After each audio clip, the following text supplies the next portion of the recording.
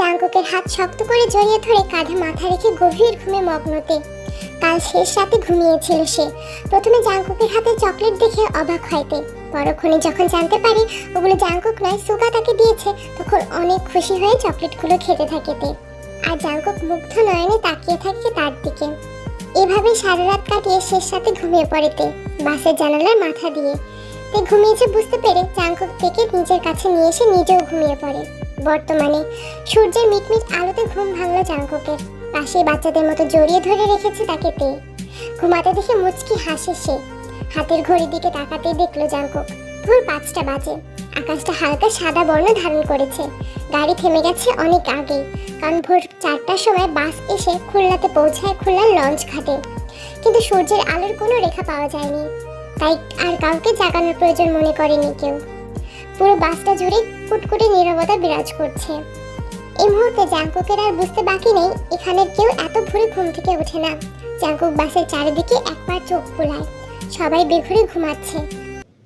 Jungkook চারিদিকে চোখ বুলিয়ে আবারও তাকালো তার পাশে থাকা প্রিয়সীর দিকে। তের চুলগুলো পড়েছে তার কপালে, যেটা দেখে জাঙ্কুক তার হাত দিয়ে স্পর্শ করলো তের কপালে। আচমকা কারো হাতের স্পর্শ পেয়ে হালকা নড়ে উঠল তে, যেটা দেখে কিছুটা ঘাবড়ে যায় জাঙ্কুক। কিন্তু জাঙ্কুককে এভাবে অবাক করে দিয়ে তে আরো শক্ত করে জাঙ্কুককে জড়িয়ে ধরে নিল নিমিষেই, যেটা দেখে স্বস্তির নিঃশ্বাস ফেলল জাঙ্কুক। আর যাই হোক, এই মুহূর্তে জাঙ্কুক চাচ্ছে না তাকে এভাবে দেখে ফেলুক তে। জাঙ্কুক তাকালো তের চোখের দিকে, সে মায়াবী চোখ যেটা বারবারই জাঙ্কুকের কাছে ফেভারিট সেই প্রথম দিন থেকে। আনমনে হাসলো জাঙ্কুক। অনেক কথা আছে জাঙ্কুকের মুখে, কিন্তু সেগুলো এই মুহূর্তে প্রকাশ করা মোটেও একদম ঠিক সময় নয়। সে ভালোভাবে বুঝতে পারছে সেটা জাঙ্কুক। তের ঠোঁটের কোণে হালকা চকলেট এখনো লেগে আছে, কাল রাতের খাওয়া সেই চকলেট, যেটা দেখে মিটমিট করে হাসছে জাঙ্কুক। নিজের হাত দিয়ে তের ঠোঁটের চকলেট মুছে দিল। ভাবতেই অবাক লাগছে জাঙ্কুক শেষে কিনা একটা বাচ্চা মেয়ের প্রেমে পড়ল। আবার হাসতে থাকে জাঙ্কুক। হঠাৎ এত হাসি কেন পাচ্ছে সেটা সে নিজেও বুঝতে পারছে না। কিছুক্ষণ ওভাবে কাটিয়ে জাঙ্কুক হালকা ঝুঁকে পড়ল তের কানের কাছে। তারপর আস্তে আস্তে করে বলে উঠল সে, লাউড স্পিকার, ঘুম থেকে ওঠো, আমরা চলে এসেছি। প্রথম তাকে হালকা নড়ে চড়ে উঠল তে। ঘুম ঘুম কণ্ঠে বলল সে, আর একটু ঘুমাই প্লিজ। তের ঘুম ঘুম কণ্ঠ শুনে হাসলো জাঙ্কুক। তারপর আবার বলে উঠল সে, সুন্দরবন যাবে নাকি প্রিয়সী? আচমকা নিজের অদ্ভুত নাম শুনতেই হকচকিয়ে উঠলাম আমি। সামনে তাকাতেই দেখি জাঙ্কুকের এতটা কাছে নিজের, আরো চমকে উঠলাম আমি। চট জ্বলতে নিজেকে সরিয়ে নিয়ে মাথা নিচু করে বললাম আমি, সরি স্যার, আসলে আর বলতে হবে না, বাকিটা আমি জানি। স্যারের কথা শুনে অবাক হয়ে আমি তাকালাম। আমাকে এভাবে অবাক চোখে তাকাতে দেখে জাঙ্কুক স্যার বলে উঠলেন, এটাই তো বলবে তুমি যে বিশেষ করুন স্যার, আমি ইচ্ছে করে কিছু করিনি, ঘুমের ঘরে চলে এসেছি হয়তো তাই। এবারের কথাটা শুনে অটোমেটিক চোখ বড় বড় হয়ে গেল আমার, মুখ থেকে অটোমেটিক বেরিয়ে আসলো আমার, কি করে বুঝলেন স্যার? বিনিময়ে হাসলো জাঙ্কুক। তারপর তার হাতের আঙুল দিয়ে আমার নাকে হালকা একটু স্পর্শ করে বলল, সেটা বোঝার বয়স তোমার এখনই হয়নি লাউড স্পিকার। বলেই সিট থেকে উঠে দাঁড়ালেন উনি। আমি হাঁ করে তাকিয়ে রইলাম ওনার যাওয়ার দিকে, যেন উনি যেটা বললেন আর উনি যেটা করলেন দুটোই মাথার উপর দিয়ে গেল আমার। ভোর 6টা বেজে 2 মিনিট। আমরা সবাই একে একে খোলা লঞ্চ ঘাট পেরিয়ে একটা বড় জাহাজে উঠেছি। আমাদের প্রথম যাত্রা শুরু হবে এখান থেকে। আনন্দের সঙ্গে আমরা সবাই এগিয়ে চলেছি। যেহেতু আমরা লোক বেশি, তাই আমাদের এই 2 দিনের সফরে আমাদের সঙ্গে পাড়ি জমাবে এই জাহাজটি। বিশাল বড় একটা জাহাজ, সবার জন্য একটা করে রুম বরাদ্দ করা হয়েছে জাহাজের ভেতরে।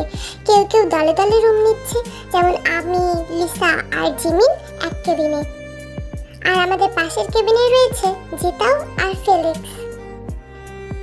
কোনো ঝামেলা ছাড়াই আমরা সবাই উঠে পড়লাম জাহাজে। যে যার কেবিনে ঢুকে সর্বপ্রথম একটু চেঞ্জ করে নিলাম। একটা জিন্স টপস আর গলায় স্কার্ফ মুড়িয়ে হাতে ক্যামেরা নিয়ে রুম থেকে বের হয়ে পড়লাম আমি। জিমিন, লিসা ওরা এখনো তৈরি হচ্ছে। হাতে ক্যামেরা নিয়ে পুরো জাহাজটা ঘুরে দেখলাম আমি। অসম্ভব সুন্দর জাহাজ। এরই মধ্যে মাইকে অ্যানাউন্স করা হলো, আমাদের সুন্দরবনের যাত্রা এখনই শুরু হবে, সবাই যাতে প্রস্তুতি নেয় সেই বিষয়ে। জাহাজ ছাড়া হবে এখনই। শুনতেই খুশি মনে এসে দাঁড়ালাম আমি জাহাজের পূর্ব দিকের কিনারায়। এখান থেকে একদম পরিষ্কার আকাশ দেখা যাচ্ছে। আকাশটা পুরো লাল বর্ণ ধারণ করে আছে। সূর্য ওঠার আগ মুহূর্তের একটা সময়। প্রথমে হাতে থাকা ক্যামেরাটা দিয়ে আকাশে কয়েকটা ছবি ক্যাপচার করে নিলাম আমি।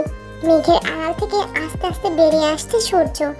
চারিদিক থেকে বয়ে আসছে সকালের শীতল মিশানো ঠান্ডা বাতাস। অসম্ভব ভালো লাগছে মুহূর্তটা। আমি জাহাজের রেলিং ধরে মুহূর্তটা অনুভব করতে লাগলাম। চারপাশের পরিবেশটা অসম্ভব সুন্দর। এমন সময় কারো কণ্ঠ শুনতে পেলাম আমি। সাথে সাথে তারা হেঁটে আসছে এদিকে, এটা বুঝতে বাকি নেই আমার। একটু মন দিয়ে তাদের কণ্ঠ শুনে মনে হলো এটা কাই ভাইয়া আর ওনার কিছু বন্ধু। এই মুহূর্তে আমি মোটেও চাচ্ছি না ওনাদের সামনে পড়তে, কারণ কাই ভাইয়াকে মোটেও পছন্দ হয় না আমার। তারপরেও উনি আর ওনার বন্ধুরা আসছে সাথে।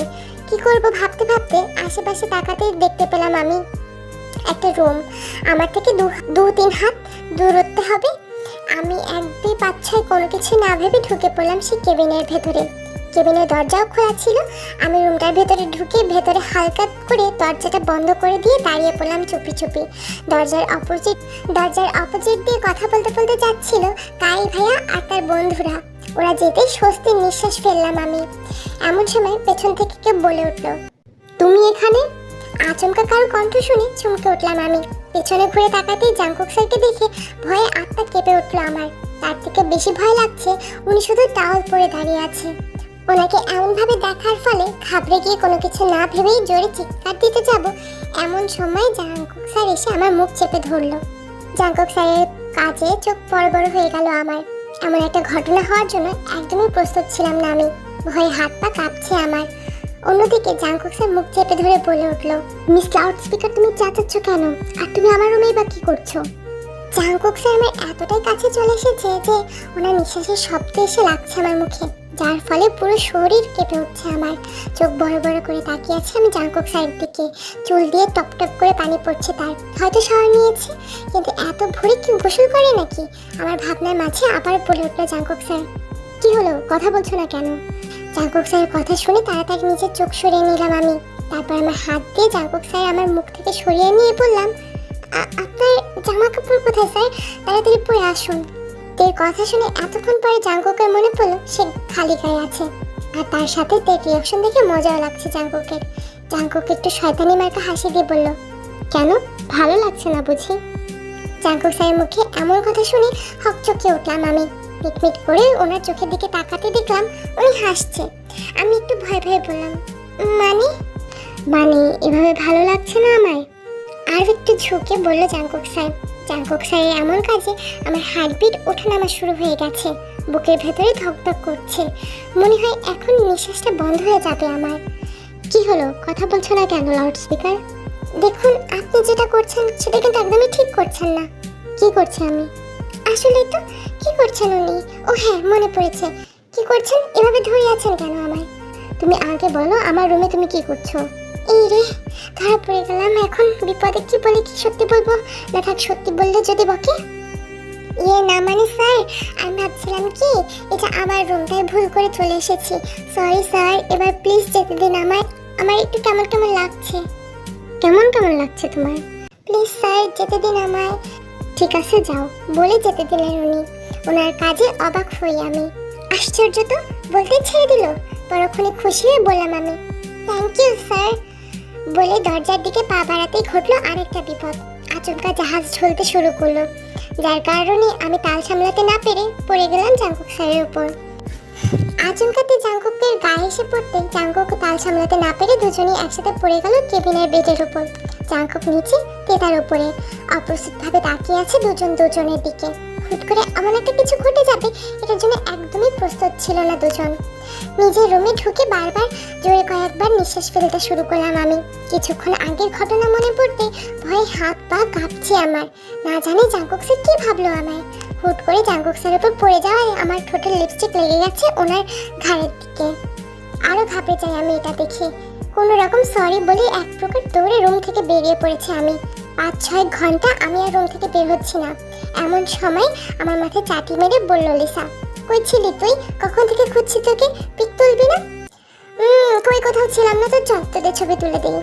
বলে তাড়াতাড়ি কেবিন থেকে বেরিয়ে পড়লাম আমি, কারণ এখন ওদের সামনে থাকলে আরো হাজারটা প্রশ্ন করবে আমায়। এদিকে বাইরে বেরিয়েও ভয় লাগছে, জানি না কখন হুট করে জাংকুক স্যার চলে আসে। কেবিনের ভেতরে থাকা আয়নার সামনে দাঁড়িয়ে আছে জাংকুক, পরনে তার সাদা টি শার্ট আর ট্রাউজার। আচমকা নিজের ঘাড়ের দিকে চোখ পড়লো জাংকুকের। ঘাড়ের পাশটা হালকা লালচে দাগ দেখে অবাক হয় জাংকুক।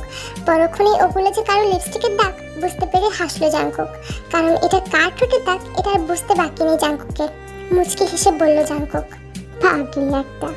তারপর বিছানায় গা এলে দিল সে, কারণ এই মুহূর্তে তার ঘুমের প্রয়োজন। সারা রাত তেমন একটা ঘুম হয়নি তার।